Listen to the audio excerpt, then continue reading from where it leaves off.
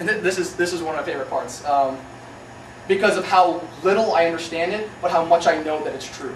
I'm not going to pretend to know anything about girls. Guys have been trying to figure that out for eons, and basically all we know is that when you guys are happy, it's good, and when you're mad, it's bad. That's about all we know.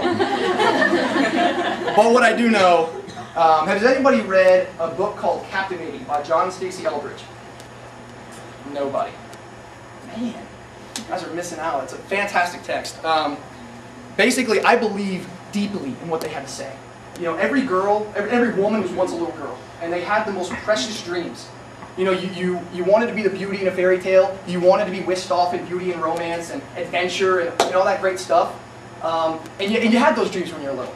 But then as the world kind of went on, maybe it got pushed aside. Maybe you were mistreated a little bit. Maybe your heart wasn't taken as seriously as it should have been. And you started to not quite believe that it was true. Maybe it happened earlier for some of you. Maybe you still believe it and you're just like, no, that's me. Like, I'm waiting. He's coming, I swear to God. And I'm telling you, he probably is. But I'm telling you right now, those dreams are so central to what, I don't really know how to say this, but people really give fairy tales a bad rap because they don't think that they're possible. They're like, we've really ruined people for thinking that they can ever be treated this way, and that's complete bull crap. By thinking that that shouldn't be the standard, you let guys and girls off easy by thinking they can settle for something less, and that's just not the truth. I don't know you guys very well, but I do know that, you know, late at night when you're watching a movie or when you're reading a book, usually in the fantasy section, I don't know, your heart speaks to you, and you're just like, this is what I want. But you start to look at the real world, and you're like, no one else has that, why would I ever have it? And I'm telling you guys right now, if nobody's told you, you guys do deserve to be the fairy tale in your own princess. You guys are wonderful, you are beautiful, and you are awesome. Every single one of you. I don't even know you, but I can tell you it's true. But what I really would challenge you guys to do is, if you really mean that, don't settle for the first guy. I'm not saying this is all of you, but you know who you are. Don't settle for the first guy that tells you you're beautiful. Settle for the guy, don't even settle. Wait for the first guy that means it, and that's a good start. If you're really serious about that, don't allow yourself to settle. Don't give in to the lie that says, this is the best I can do, so I might as well take it while I have it. Because that's complete bullcrap. And you're only short-shirting yourself if you let yourself believe that. Alright. And also, when you do finally get into a great relationship, I don't know why it isn't this simple, but if you don't feel better after you're hanging out with the guy than you did before, he probably doesn't value you the way that he should. And I feel like that is just a blanket statement that could fit everybody. Sometimes I don't get it, but I feel like it needs to be said. And that goes for friendships as well. If you feel like crap after every time you hang out with him, or her, ditch them like a bad habit. I mean, they'll learn how to treat you right if they want you in their life, and if they don't, you never had that friendship or relationship to begin with. That's a good test. Now I'd like to really address you guys as a group. And I understand that you guys are pretty awesome, apparently. You guys are top in like everything, and that's awesome. And I'm not taking away from that at all, because that's pretty cool. But imagine this conversation. Let's just call you guys Sorority X for a second. You know, one guy's like, man, Sorority X is awesome. Like, those girls are top notch. And the other guy's like, yeah, do you know they do all this and this and this and this? And the other guy's like, no, I didn't know that. And what my point is how do you get to the point where the first guy says all those great things without knowing any of the other things you've done, just by your conduct on campus? You know, one guy might hear, dude, I'm dating Sorority X, like, I'm dating a girl from there. He's like, dude, I don't even know who she is, but if she's from that sorority, God bless you, dude. Like, good luck. You know, that's awesome. Like, I approve already. You know, how would that look? How would you get to that point? And what kind of one of the things that I've really come to is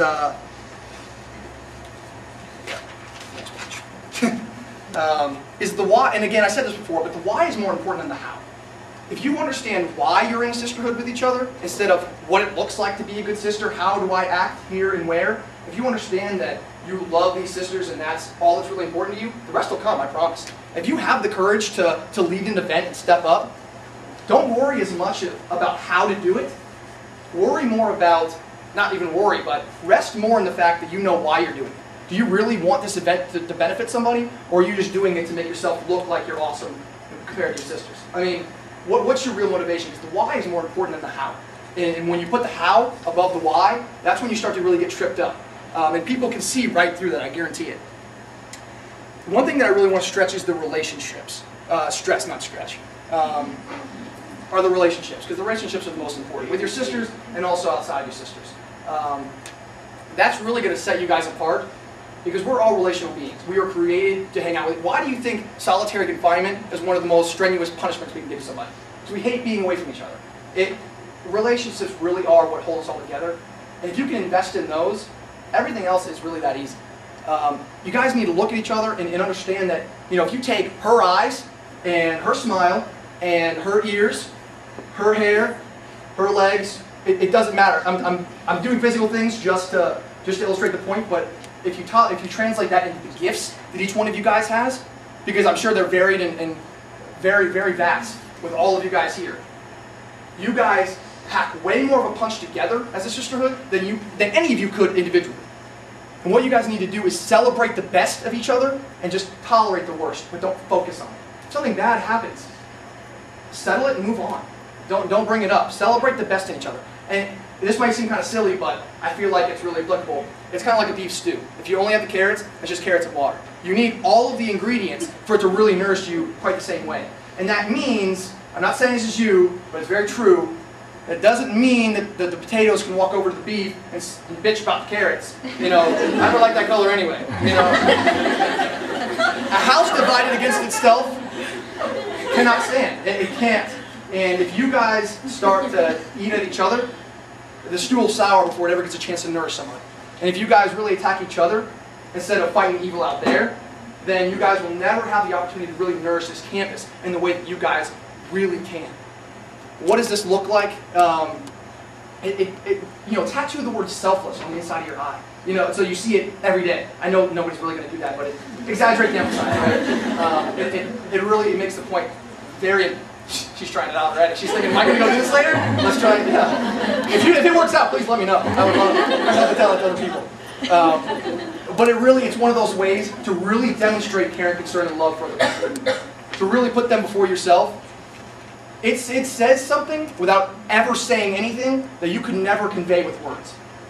Does that make sense? Yeah, I think that makes sense. Actions better than words, right? We can all agree? Awesome. I hate to do this because love is so important and it's so big and it covers everything that it's not fair to try and put words on it really. But if I had to give a starting point, I had a really wise man tell me that, we're called to love each other. And to love each other is the most highest calling you could have in life. And you can't love somebody until you know them. You know them. And you can't know them until you see them. And you can't see them until you understand that they are an individual. When you look at somebody, do you look at the way that they wear the backpack and what kind of shoes they wear, what kind of major they are, and you're like, yeah, that's what kind of person they are. Do you put them in a category, or do you see that they are just as unique and rare as you are, and they do have things that they've had in their life that they probably regret. They probably have dreams and ambitions kind of unique to anybody else in this world. Until you can see people as themselves, as individuals, as very important, you will never get to see them as them, and you'll never get to know them for who they really are, and love them for who they are. I mean, it's great when people are just like, I love everybody, I don't have a problem with anybody, I just love to love, and it's awesome. That's great.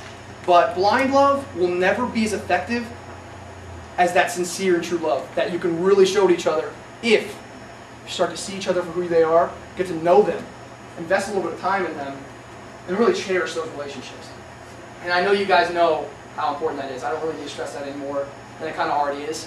And I think that was the last big bullet I had, but I've heard so many great things about you guys. I really have. And I know that this room is full of world changers. And I just encourage all of you guys to just, iron sharpens iron. The more you guys are around each other, the more that you guys love and serve one another, it's going to just overfill into this campus. And you guys have the ability to change the culture of this campus into a loving, serving kind of campus, and they'll know where it came from. You guys have the ability and the power to do it. I believe that you can, and my question is, do you believe that you can? I really appreciate you guys having me here. It's wonderful. So.